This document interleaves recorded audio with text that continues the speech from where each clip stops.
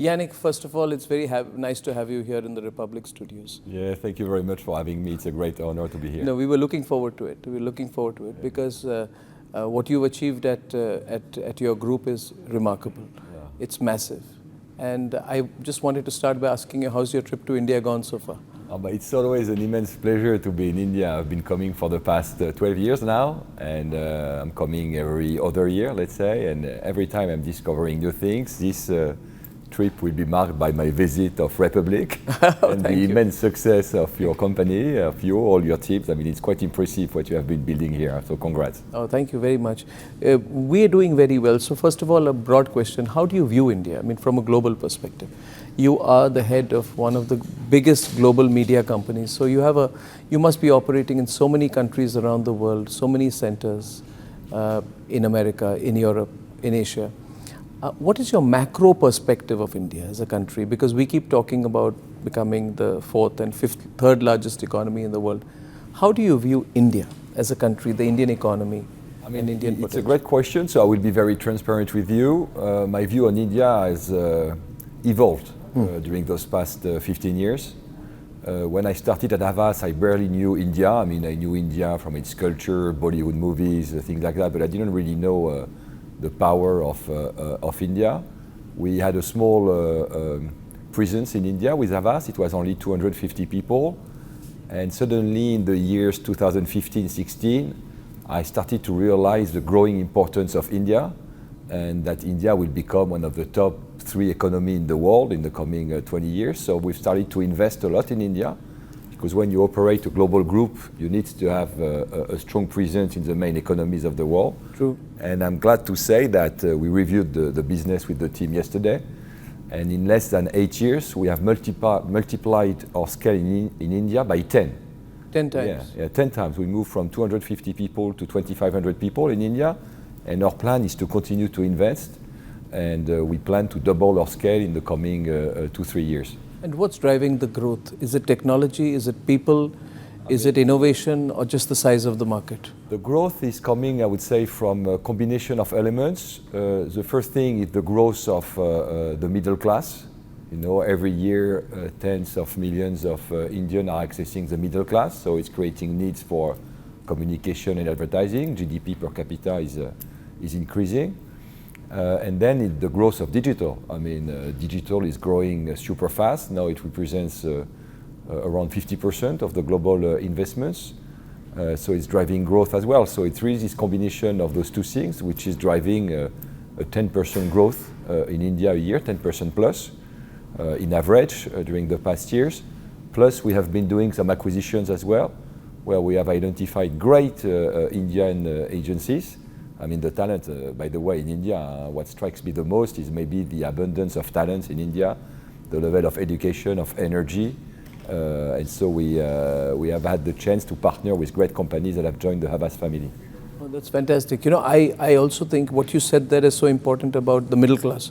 Because, you know, in purchasing power parity terms, we're already the third largest economy in the world. In PPP terms, we'd be 15 trillion. So I think this middle class will drive the growth of the country in a very, very big way. Have you had much chance to travel or meet people outside of your company space or outside of your media industry? I think you should travel around India and we'd love to, savor the country. Yeah. I visited Rajasthan last time. You did? It's amazing. It's a beautiful region. Yeah.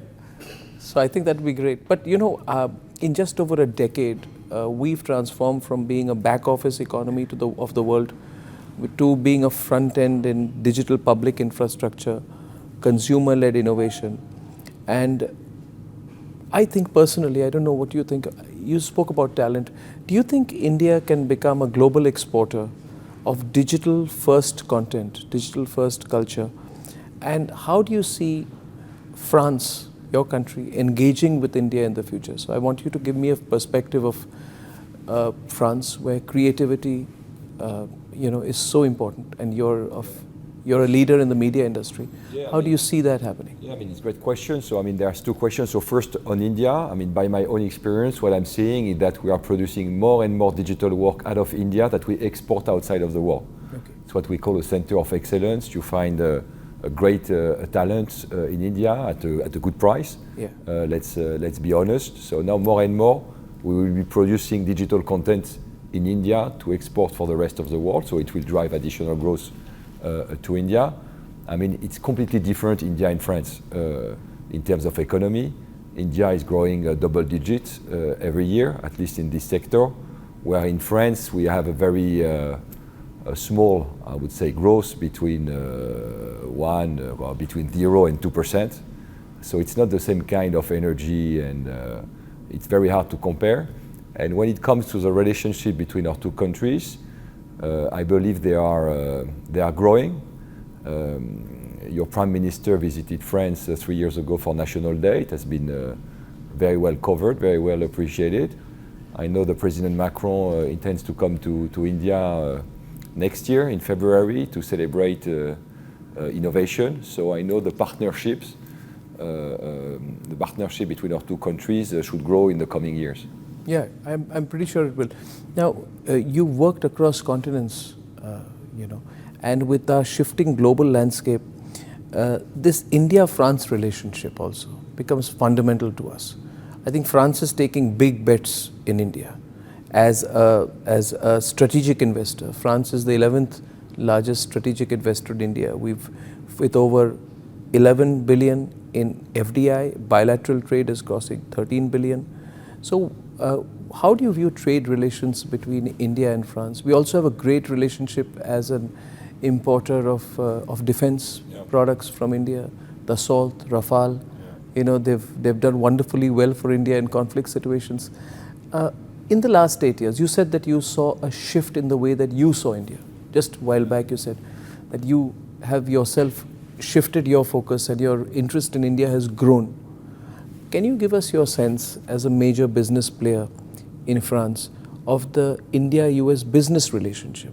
Do you feel that business relationship, that strategic trade relationship has room to grow? The more I come to India, the more I want to invest in India.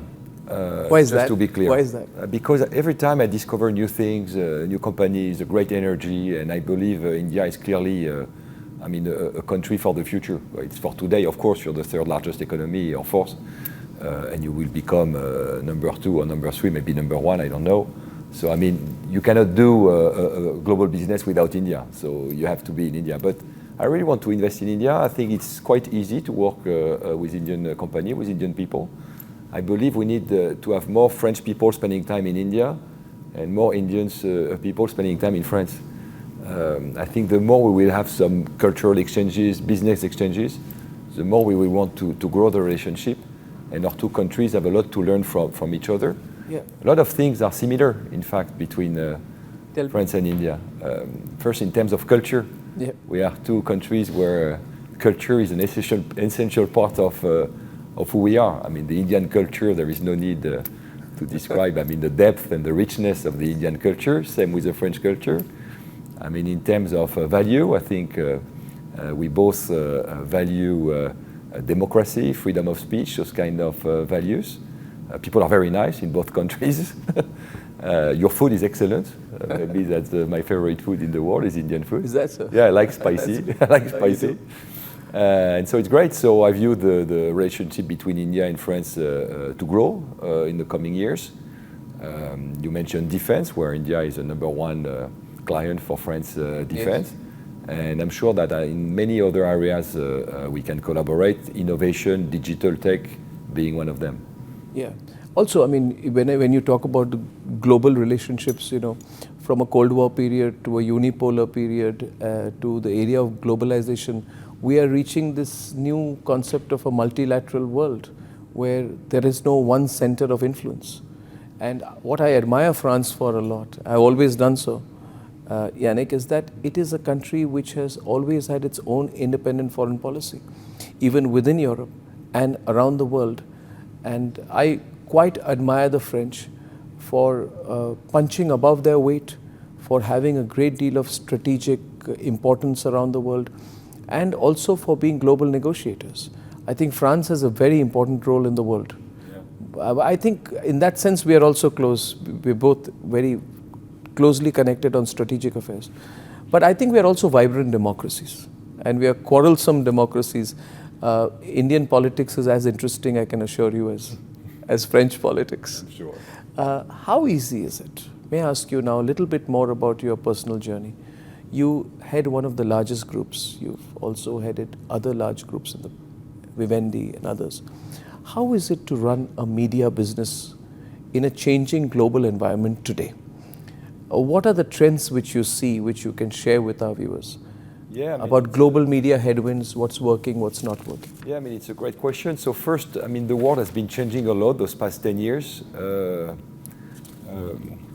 I mean, we were really living in an era of globalization since the end of World War II.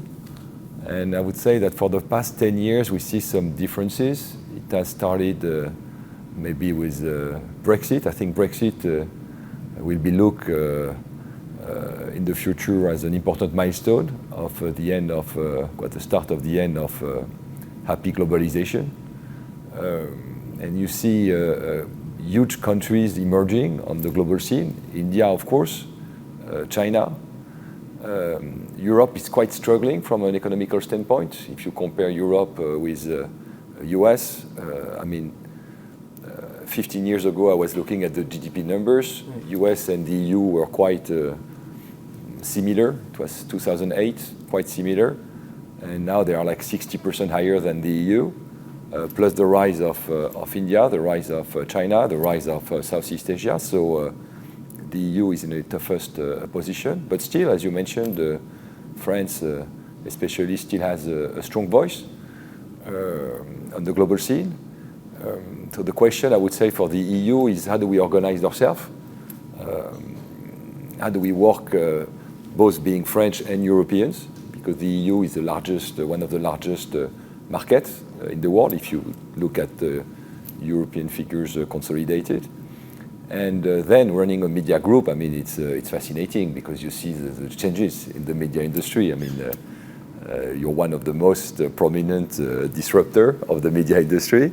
You have created your group 8 years ago, and now it's #1 news group in India. So it tells a lot that things could change. Yes. Maybe 40 years ago, it would have been impossible to start from zero and to become #1 in such a short period of time. So digital is changing, I would say, a little bit the way media is distributed, which is a good thing. So things are changing. We have some headwinds, of course, some tailwinds. But at the end of the day, I'm very proud to see hundreds of millions of people accessing to free media, free news channel everywhere in the world. I think it elevates the debate. It's good for democracy. It's good for the world in general. When is digital going to empower media, going to make it more independent? Yeah, I think... You've had your own challenges. Yeah, I think media needs to fight for their independence. How do you do it in France?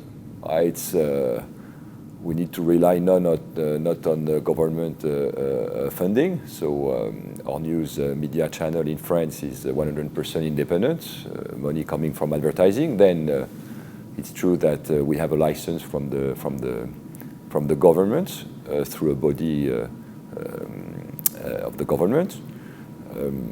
So without entering in too much regulation, it's not always easy because you have to cherish freedom of speech. You have to cherish democracy. And you tend to think like when you're in France, which is a country of enlightenment, that it's something that will last forever.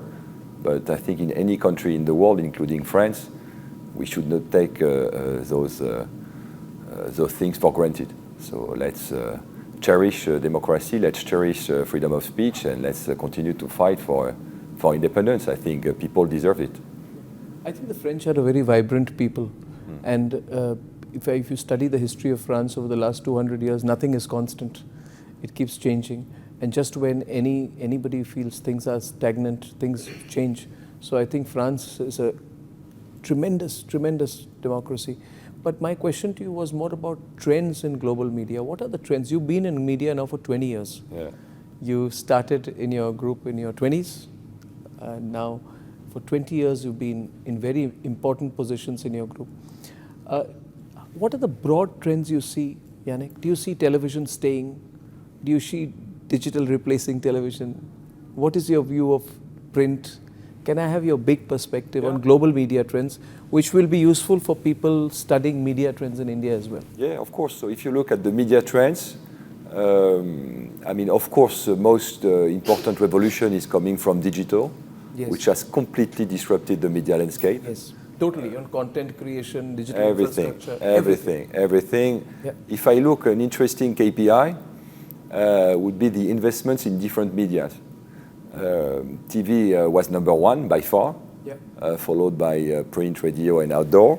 And when you look at the digital spend, now it's number one. In the US, I think digital represents 60% of the spend. Right. It must be over 50% in the EU. And even in India last year, digital received more money than traditional TV, which is a big shift. And I think the trend, if I look at what happened in the rest of the world, with the rise of the middle class, the access to connected TV, internet, I think the digital will continue to grow. Yes. I believe TV will still exist. Yes. I don't think that TV will disappear. Thank you for saying that. Yeah, no, it's important. Not all kind of TVs. What we see is a big resistance of news channel and a sports channel, everything which is live, because with connected, it's on TV. Yeah, everything which is live TV. It's harder for, I would say, traditional channels that are airing like movies, TV series, entertainment. When it's live, maybe you can still have people watching TV, but I would say linear TV. Linear TV has to be live if it wants to remain successful. And then we see people watching, when people watch content like movies or TV shows, they watch it on streaming devices, so they don't wait for to be at 8 p.m. in front of your TV. So TV, in fact, what I've seen is TV, the way the young population is looking at TV, it's more a screen than a TV. You know what I mean? TV used to be the first screen. True. Now the big change, the big shift is that mobile became the first screen. Yeah. So my view is that what's gonna happen in India, it's what happened in Europe or in the US, is that digital will continue to grow, mobile consumption will continue to grow, and people will be able to watch the content that they want at any time of the day on their device. So it's going to be harder for newspaper in terms of access to advertising. What we see is that the big advertisers are spending more and more money in digital and less on print and newspaper. So they need to find ways maybe to have people paying for the content. Digital could be a great source of great new ways of distribute the content, but you need to find a smart way, what we call like paywalls, like people would be ready to pay for the content, so you have to invest in premium content just to make sure of that. Outdoor will continue to exist because it's a fantastic media, very effective in terms of investment, and radio as well. You need to find the right content on radio to make sure that people will continue to listen to radio. But a big shift. Plus, we have to mention social media, that it's by essence, media as well. Yes. So the role of influencers is growing and growing year on year. So what about artificial intelligence? You know, is it going to redefine the media space, or is it too much hype? We're talking about these changes, and you're right, Yannick. Digital infrastructure, content creation, e-commerce, fintech, social media. India is also at the center of this shift. We are seeing it all happen here. So when you were coming, I thought I would ask you this very relevant question, that is AI really going to change things? Because you also mentioned content will matter. If there's good content, people will find it behind any paywall. So, but can AI really create content, or what is the influence of artificial intelligence or AI in the world of media, from your perspective? I mean, it's maybe it's the most important question right now is what AI can do, what AI can do. AI is a big revolution. We should not underestimate AI.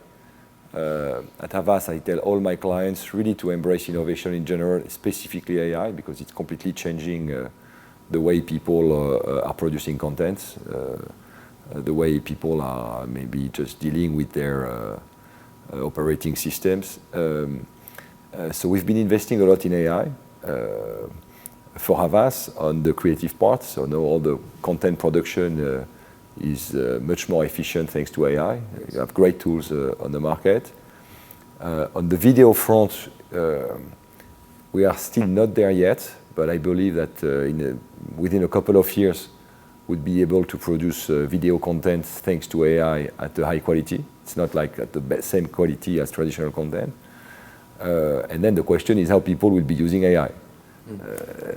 Will it change dramatically the way you watch content? Will you still be watching the news, or will you ask your AI what happened today in the world, and they will produce automatically a video newspaper? So that's the kind of question that needs to happen. But for sure, I would say that any industry, specifically media company, needs to embrace AI to take the most out of it. Yeah, I think they need to. But I think there will be limitations at the same time. Yeah. There is a fascination and a romance with AI right now. Maybe it will. Maybe people will feel that the human connect will be missing. I mean, you can't make an AI an actor. You can't. Yeah. You can make them do the news, but you can't. There has some misconception around AI. AI will not replace Exactly. human beings. But having said that, human beings using AI will replace human beings not using AI, because it's such a powerful tool. But things won't be created by themselves, so you'll still need to have the right people behind the tools. Yeah. So, you know, I find from your business, the way you've grown in your business and the way you're looking forward to a business, that you're also an ambassador for your country, Yannick. And I found what you said about Brexit very important, where you said that Brexit will be, I think you said it was a turning point in the history of globalization. Yeah. I want you to elaborate on that just a little bit, about why you said so. Why did you feel that Brexit would be a turning point when the UK decided to stay away? And which side of that debate are you on? Yeah, I mean, I was very surprised with the result of the Brexit vote. I remember very well. It wasn't predicted. Yeah, I was in Cannes. It was the Cannes Lions. It's the International Festival of Advertising. Yes.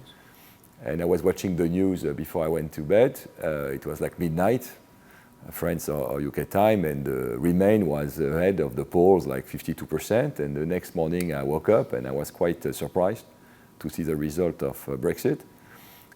So of course, I mean, being French, it was not like something very easy, because we are very close to England. We have dig a tunnel under the channel. A lot of French people are living in London. I think we have, I think London is the 5th largest French city, as we say. A lot of Londoners are English are living in France as well. So our countries were very close. So it was quite weird to see that they wanted to ask for divorce in a certain way. Maybe it was more emotional in France than in other countries of the European Union. But I think what's interesting is that people wanted to take back, as they said, they wanted to take back control. That was the claim of the campaign for Brexit. And following the Brexit, we have seen some other surprises in some elections in some countries, where nationalism was becoming number one. And it was completely different from the world I grew up in. I grew up in a world, I'm 45 years old today, and I grew up in a world where we're just talking about globalization, the benefits of globalization. And so that was the first time for me that I saw a result in an election in a very mature country, in a mature democracy, where people were contesting this globalization. And I think for me it has been quite an eye-opener that the world will certainly remain global, but that will be different. And what you've seen about the discussion those past 3 months around the tariffs initiated by the US, I think it's quite interesting, because this is not the kind of discussion that any country would have had before. Never. I mean, the idea was to lower the tariff. It was not popular to have some tariffs, and now you have countries, the number one economy in the world, the US, who wants to impose tariffs to relocate its industries in their country, where those past 30 years we try to locate industries in the best countries in terms of prices. So it's quite a different world. It's a different world. And when you operate on the global scale, which is the case for HAVAS, I mean, we operate across 100 countries, it's not always easy to navigate because you have those differences by countries.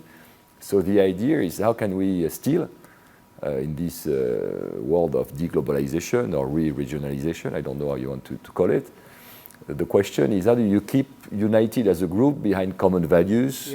How do you keep this family feel? I mean, HAVAS is a family-owned group. How do you keep this family feel among people with different culture, different background, different countries? Sometimes countries are, you can see tensions between different countries, but still we want to remain the HAVAS family, and that's something which is for me not always easy, but I'm trying very hard to keep the group united. What is your, in conclusion, what is your vision for the HAVAS Media Group? What is your ambition? Do you measure it in terms of scale, reach, revenue, or impact, or combination of these? Or what is, if I were to say, you said you're 45 today, you're very young, by the way, you know, if you were in India, From an Indian standard, I'm not very young. If you, from the standards, yes, certainly. What is your view, say, for HAVAS Media Group 20 years from now? Yeah. What is your vision? The question, I mean, it's a question I ask myself a lot, the question of scale, my view in the coming 10 years, what will be my legacy? And 10 years, I think it will be an important milestone because HAVAS will be celebrating its 200 years anniversary. It's a group that has been created by a French guy called Charles Havas in 1835 in France. And what's going to be my legacy as a CEO? I'm sure you're asking yourself the same question, yes. And every people listening to this podcast will ask themselves, what is my legacy in 10 years? And I don't want to build the biggest group. I want to build the best group. And it marks a difference because for me, success is more measured in terms of quality of service, disruption. You know, at HAVAS, we are very large, 23,000 people, 3 billion euros revenue, but we are not the biggest. And I love being the challenger. You know, some people, they like being the challenger, some others like being the leaders. And I think I would love to keep this challenger mindset. And I would love to have my team continue to fight because it's a fight. Huh? I mean, it's competition. You have to fight every morning when you wake up. It's not always easy, but if you want to deliver the best service, if you want to outsmart your competitor, I think you have to keep this fighting spirit. And if we manage to keep this spirit, if we manage at the same time to keep our family values, which I think are very important and very distinctive at HAVAS, we will build the best group for the future. Well, that's fantastic. And I look forward to meeting you and seeing you at different milestones that you achieve in your career. In 10 years, I will tell you. And maybe 10 years from now, we'll sit and have this conversation. Exactly, I'd love to. And we'll see how far we've come. But I think your vision is fantastic. I think there are great economic opportunities. But more than economic opportunities, I'm happy that you've come to India. Yeah. Next time you travel beyond Rajasthan also. Yeah. So look forward to that. Thank you, Yannick. It's a total pleasure and an honor to have you in the Republic Studios and to have this chat. The honor is for me. Thank you very much. Thank you.